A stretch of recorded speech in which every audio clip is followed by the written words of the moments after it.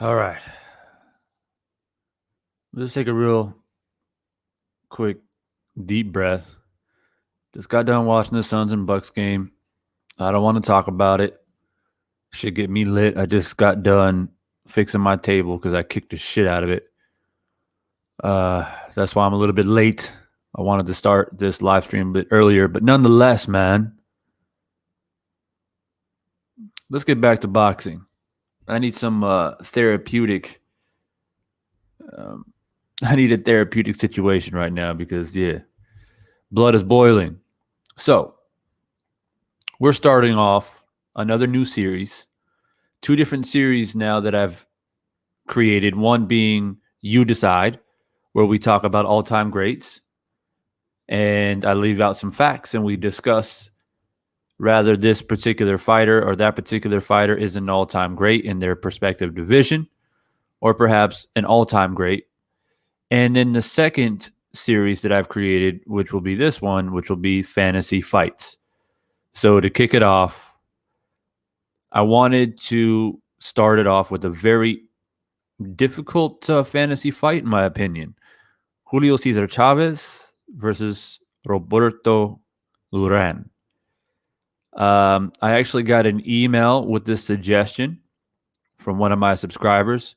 He asked me to talk about it, and I thought, you know what, this is a good way to kick it off to talk about one of the best lightweights to ever do it. And unfortunately, we never saw the matchup, but I figured it would be a good conversation. So let's get into it. First, what I'm going to do is real quickly browse over some resumes just to refresh some memory about the fighters, and then we'll go ahead and just chop it up a little bit. I'll give you guys my personal opinion on who I think would win the fight and why, and then the discussion will be open for you guys to make your comments. So let's start with Duran. All right, and let's just browse over his resume real quickly. Go ahead and full screen it. All right. So I want to make this debate at lightweight, okay? Not overall, because as we know, when Duran moved up to welter and then middleweight, he just wasn't the same as he was at lightweight. I mean, he was extremely dominant at lightweight. So tail the tape real quick because we are doing a fantasy fight. So we got Roberto Duran, a.k.a. Hands of Stone, El Cholo, all right? He was 5'7", with a 66-inch reach, and he had a total boxing record of 119 fights, 103 wins, 70 by knockout, and he had 16 losses. Most of those losses, 90% of those losses, were outside of the lightweight division. So let's keep that in mind because this conversation is about the lightweight division, this fantasy matchup. So let's look at it. He fought a lot of in-house fighter, in-house meaning, within his own country in Panama, coming up through the ranks. He beat Ernesto Marcel, who was a decent fighter at the time. Okay. And so he continues to climb the ranks. And another notable name, in my opinion, was Angel Robinson Garcia. He was a very good super featherweight champion who tried to go up and fight at lightweight, but a notable name. So he goes 31-0 as a lightweight and then takes his first loss against Esteban de Jesus, lost by unanimous decision. And it looks like it was actually a super lightweight bout.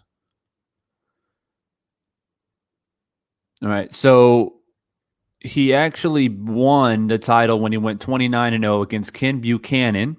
He won by TKO in 13, and he won the WBA, the ring, and lineal lightweight title. So he's a lightweight champion at 29-0. in 1972. He loses it to Esteban. Or actually, sorry, that was a super lightweight bout. I take that back. So he defended it twice. Jimmy. So he goes on another winning streak. Fight some other notable names. He rematches Esteban, who he lost to a couple years earlier, and knocked him out in 11. So he got revenge there. And for me, it means a lot. It means a lot for legacy. And this is not necessarily a legacy conversation, but for the sake of notable wins, he avenged a loss. And for me, that's very important when it comes to looking at resumes. And, you know, he just tearing through here. He's tearing through the lightweight division. Just KO, KO, KO, KO. I mean, look at this. 1, 2, 3, 4, 5. 5 knockouts in a row. TKO, 6, 7, 8. 8 knockouts. All right. It takes him 8 times to knock people out until he finally gets a UD against Edwin Viruet. And so, but he's just terrorizing the lightweight division. Terrorizing it. Then finally, right, as we all know, he jumps up to welter, beats Sugar Ray the first time, and at that point he's 72-1. That's an amazing record. All right, given the fact of how many times he KO'd people on his way up to fighting Sugar Ray. And obviously this is a huge step up in weight and a huge challenge. He beat Sugar Ray. Then, of course, we all know about the rematch where Sugar Ray stopped him in the rematch. July, August, October, November, 4 months later. And then when he's at super welter, he starts losing here. He loses to Wilfred. He loses to Marvin Hagler, Tommy Hearns. We all know these, but this is welterweight, okay? So we're looking at lightweight. So at lightweight, he's basically 72-1, even though he's already started to step up into the welterweight division, right? I'm not 100% sure about these guys, Wellington Wheatley and Joseph. This is why BoxRec is a little bit better, so you can kind of see what division these guys were in. But let's just say, for argument's sake, he's won 70 fights as a lightweight and lost 1 time. Okay? And I don't even know how many KOs. Out of 70, it looks like he's got at least 50 KOs or some shit out of these 70 wins. Crazy. All right, so that's Roberto Duran at lightweight. All right, so Kenneth Perry in the stream. Kenny says, I got hands of stone because of Sugar Ray. It showed he is best all-around work. Don't worry about basketball. It's all good. I'm trying not to worry about it, bro. All right, so right off the bat, Kenneth's got Duran. All right, let's look real quickly at Julio. All right, what am I doing here? All right, so let's share Julio's resume real quick. And for those of you who are wondering, I use both BoxRec and Wikipedia, but sometimes Wikipedia just a little bit easier for me to read. And before I get into the resume, which I have popped up here now, take that off. Let me first get into the chat here and put in a poll. All right. So for those of you who can't stop by for too long, I just want to put your input in and vote. I'll just put it here.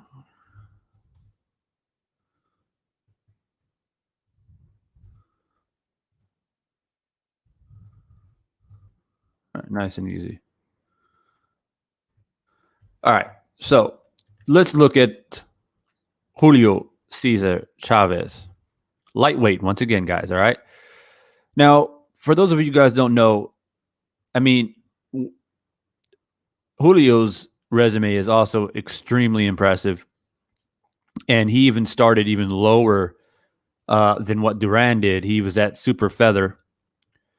And I mean, just look at these wins. I mean, similar to Duran, fighting within his home country, a few Americans here and there, but more or less a lot of Mexican fighters, really building up his resume. We have a few notable names here. You can see here he beats Mario Martinez, which was a good win for him. He won a vacant super featherweight title here. He beat Ruben Castillo. He beat Roger Mayweather, and at that time, Roger Mayweather was doing well. That's a notable win in my opinion. Beat Rocky Lockridge. Beat Juan Laporte. So Rafael Limon, that was also a good win, and that's when he gets into the lightweights. So we're here at about 59-0. Actually, excuse me, about 57-0 when he captures another weight class when he beats Edwin Rosario. Okay, he wins by TKO 11. And so at 57-0, he starts being quite vicious at lightweight. So if you look here, he beat Roger at feather, fights him again up here. And that was actually for a light welterweight title. But he beat Roger twice. So here's the dilemma when it comes to Julio, because he didn't stay as a lightweight as long as Duran did. He literally only had 57, 1, 2, 3, 4, 5. Yeah, only like 4 or 5 fights at lightweight, and he was already jumping up to light welter. He was at light welterweight for a while, but the argument, I guess, is just weight in general. I mean, they were both similar size. I mean, Duran obviously also went to welter. I don't think there's a huge size difference. But let's look at some names, even at light welter, that Julio beats. You got Jose Luis Ramirez. Roger, as I mentioned, he's got Sammy Fuentes. That was a good win. Meldrick Taylor, a little bit of a controversial win here, but nonetheless, it's on his resume, man. When history is written, it's there. And Meldrick, he was a beast at light welter. So you got to put that there. Lonnie Smith, Juan Ramos, Hector Camacho is another big win. So this is all at light welter. He stayed at light welter for quite a while. So 140, right? 140 pounder when Duran was successful as a 135 pounder. But I think it's fair to just throw these names out here. So he actually beat Meldrick Taylor twice. So he's doing well. He lost to Frankie Randall, rematched him, and beat him. As I mentioned earlier, that's important to note when you're talking about notable fights. And for the most part, he's only taken one loss. He had a draw and a loss with 87, 88, 89 fights. And then, of course, he finally runs into Oscar when Oscar De La Hoya was in his prime, and lost to Oscar convincingly in TKO 4 rounds. And then we're going towards the end of his career here. He actually lost to Oscar twice. But now we're in welterweight. He drops back down to light welter when he fights Casazu. Casazu also in his prime at that time. So there's the resumes, guys. So there you have it. Just I want to point out some notable wins. Julio didn't stay at lightweight that long. But again, Duran and Julio Cesar Chavez wasn't that much different when it comes to size and weight. So it's a reasonable matchup, a very reasonable matchup. to make it a fantasy fight. Just to real quickly look at the tail of the tape here for Julio. Julio was 5'7.5". I think Duran was 5'7". Reach is 66. Duran was similar. And so, yeah, very reasonable to match them up. And that's why I brought it in for conversation. So now I'm going to give my personal thoughts on who I think would win the fight. I'll give you some reasons. And then once this video is uploaded, you guys can feel free to comment below on what you feel would happen if these two matched up. And obviously, this is a fantasy fight. So both meeting up in their prime, right? At, let's say, I don't know, like, let's say 135. Does that give an advantage to Duran? Or do we do a 140 fight where Julio spent a lot of time at? Let's say 140. Okay, let's say 140, because Duran didn't really have problems until he jumped up to 147. So let's say 140, okay? We do a fucking catch weight of 138 if you want, or 137. But let's just keep it at 140. All right. Who do I see winning this fight? It's tough, man. It's a tough one. When I got the email, it automatically rang a bell. I was like, oh, that's a juicy one. Because they were both extremely well-polished fighter with excellent careers. But I think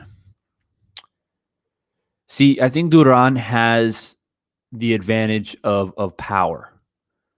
I think he has a better ability to hurt Julio, but the thing is Julio was so fucking durable, man. And Julio was a beast when it came to like working the body, and I think his defense was a little bit underrated. His durability was definitely his best attribute. And so for me, it becomes a question of, if Duran can't hurt Julio, which, Julio didn't get hurt very often until he ventured off until later in his career and was fighting the likes of Oscar and Costa Zoo and stuff like that. He wasn't known for a guy to really get hurt. I mean, he could be losing a fight. Like when he fought Meldrick Taylor was winning most of the fight until late in the fight. And see, that's the thing about Julio, is that he can be losing a fight completely, and then he just keeps coming and landing those body shots and just slowly wears you down, and he can drop you just off of just an attrition battle. And we saw the difficulties that Duran had with Sugar Ray, and Sugar Ray is not a comparison to Julio, obviously, with hand speed and boxing ability. But we know that Duran can get hurt. We've seen him get dropped. We've seen him be knocked out. He's decent when it comes to durability, but he's not quite as good as Julio. So at 140, I see Julio winning this fight. I think that the way I have it played out in my mind is, Duran will have his moments, shock and all, landing big punches, forcing Julio to keep his gloves up and test him and test his chin for sure. Possibly a knockdown, or seriously hurt him, and completely control a couple of rounds and have advantage. But I think the body shots, and here's the thing, is that Julio, even though he was taking big shots or losing a round, he never abandoned. He never abandoned the body and his uppercuts and getting on the inside and doing his work. And when you continue to implement that game plan and you stick to it, that's when it gets to the later rounds. And that's how I kind of see it playing. Me personally, I see Julio taking Duran into deep waters and finishing him late.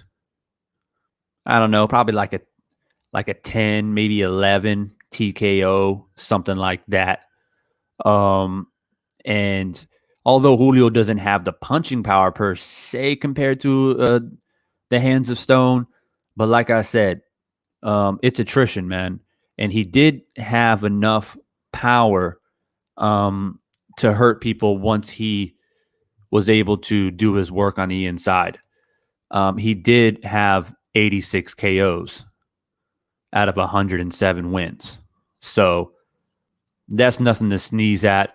A lot of those knockouts were, yeah, sure, they were, when he was coming up and, really for the most part, no name fighters. But he knocked out some credible people too, man. So Julio can crack. And the mixture of his ability to be able to crack you and his durability, and he's an attrition fighter. He takes you into deep waters. And so I got Julio in this one, guys. Leave your thoughts in the comment section. I know it's late for everyone right now on the live stream, but it'll be uploaded. So who do you guys got on this fight? And in the meantime, if you guys have any other names that you want me to talk about and break down, drop the names. Let's talk about it. Or if you feel more comfortable, you can email me. I'll drop real quickly a banner of the email, so you have it right there if you want to email me. If you want to jump on the show and talk about fantasy fights or all-time greats or whatever it may be, hit me up, and we can talk about it. So I got to soak my wounds a little bit, man, about this Suns game. I'm just speechless. Luckily, boxing is my therapy. It calms me down a little bit. But yeah, man. So I hope you guys enjoy these type of series. I want to mix it up and not only just continuingly talk about controversies and all this other boxing political bullshit. So 2 series now for you guys, man. One is these fantasy matchups. The other one is you decide when we talk about all-time greats. So there you have it, guys. I'll leave it here for you. It'll be uploaded. Drop your comments. Let me know who wins this fight and why. I want to read the comments. I like to read comments, guys. I'm one of those channels. I spend 30 to 45 minutes a day reading comments. I really do like people's input. So let me know who wins this fight and why. And if you have any other matchups that you would like to talk about or have me talk about, drop it in the comments. All right, guys, make sure you hit that like button, subscribe if you haven't yet, and I'll be back with another one soon. I'm out.